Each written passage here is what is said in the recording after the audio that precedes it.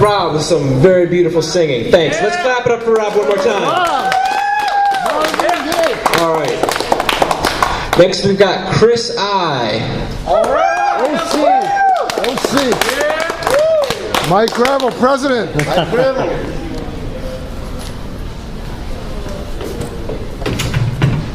How's it going? Right. Fantastic. Last night I went to the Gazelle, and Manuel here did a rather really good impromptu reading about direct democracy. And that sort of inspired me. So this morning at work, I started writing it.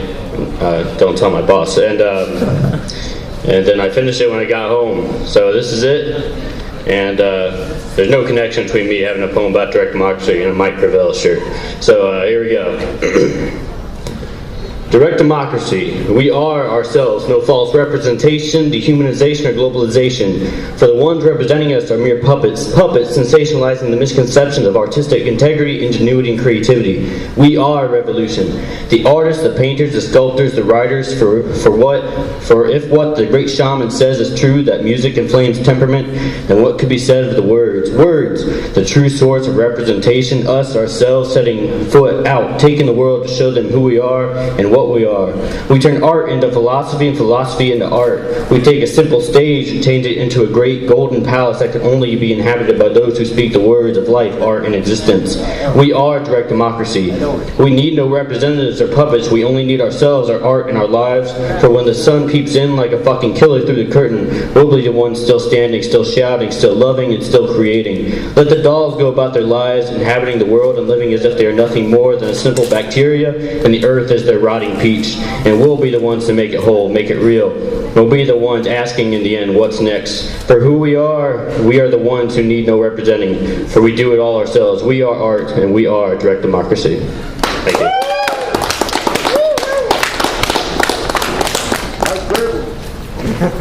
See how prompt that was that time. I'm getting more energy as the night goes on. All right, again we have Stephen Lynch. Good.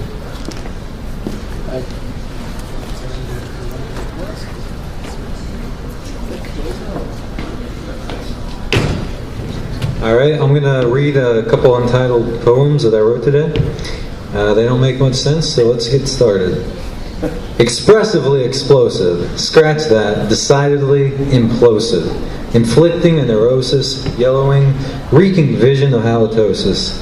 Elasticity born of an emboldened causticity, durable in nature, preset for the erasure of an emotional set steeped in brevity, at a loss of expressive facility.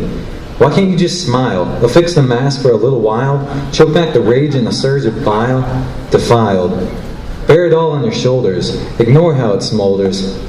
Why so down, Charlie Brown? This is the second one. As I sit at the end of the world, 2 steps to the edge, 5 steps beyond oblivion, 7 steps to the muted glow of a complacent celestial nature. No epiphany and a flourish of trumpets, 1 moment of elation, 3 points of doubt, eternity spent cast out across the expanse. Stephen Lynch. How'd you wise? Orgasmic. Anyways, alright, this is the third one. Walk away and it collapses, scattered like so many Legos, sticky and worn from years, no decades of use. Continue to scrounge through the plastic boneyard, ever searching for that one exactingly perfect piece, molded as it was from a profane collection of stamped steel framework, posited into existence through sheer, unadulterated will. Chin up, chump. The conglomerate's never intended to settle up. And then the fourth untitled. Ever sifting through your fingers, deaf, blind, and dumb, the only sensation you've left. Feel along the walls, trace the contours of innocuous molding as it patchworks beneath your expectant, seeking fingertips. Note the lack of direction, a distinct loss of dimension, space, time, swallowed up into pitch. Thrill at the unexpected comfort of a wholly ordinary light switch. Despair at the empty click, click, click. No explosive insight. Non-existent contrast, tones of indistinct, commingling with non-existent values of gray. That's it.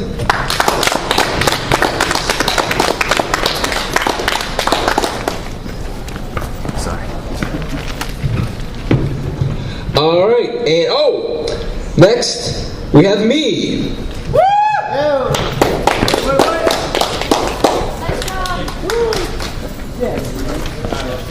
All right, once again, you've all been very inspiring. I need to give you some context for this poem. I've been living in a public area for the entirety of this semester, and a lot of homeless people will show up and just crash there, and like it usually comes as a surprise. Like, they don't come announced. They'll just sort of show up in the living room. And these are generally colorful characters. These are people who've seen a lot, done a lot, been through a lot. And they interact with people in a kind of a different way. This poem is about that. Lying shaking and starving, you roll over into my living room. Good morning, stranger. Coffee? Big mistake, because once you're awake, I can't get a word in edgewise, but I'll try to disguise the fact that I think your lies are not the product of ignorance, but of outright insanity. And oh, the humanity! I know some people like to wear their heart on their sleeve, but I believe people need to keep that shit hidden sometimes. I'm still nodding, and I smile while you pile up the absurdities, and out of all the calamities of your life, the worst of these is that you have no one else to talk to. And that kind of isolation is the foundation of a nation of misery and consternation. Of short-term goals made impossible, you see? And now, you're here with me, and I'm trying to see what it's like to have a past, a present temporarily, and absolutely no future. And shall I apologize and sanitize this otherwise naked situation? I'm just passing through. I'm on my way to. I need to meet with my crew. I'll pay you back in a few. I was really something in 1982. The bottle is still half full, and still, you clear it. Get behind the wheel and try and steer it. If you're not at rock bottom, friend, you're near it.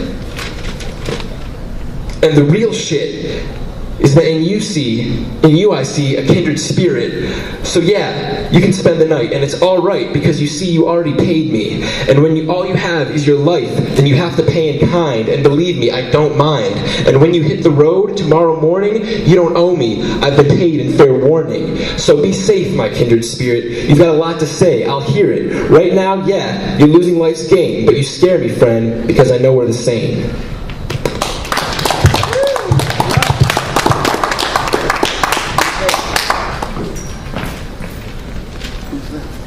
Lauren.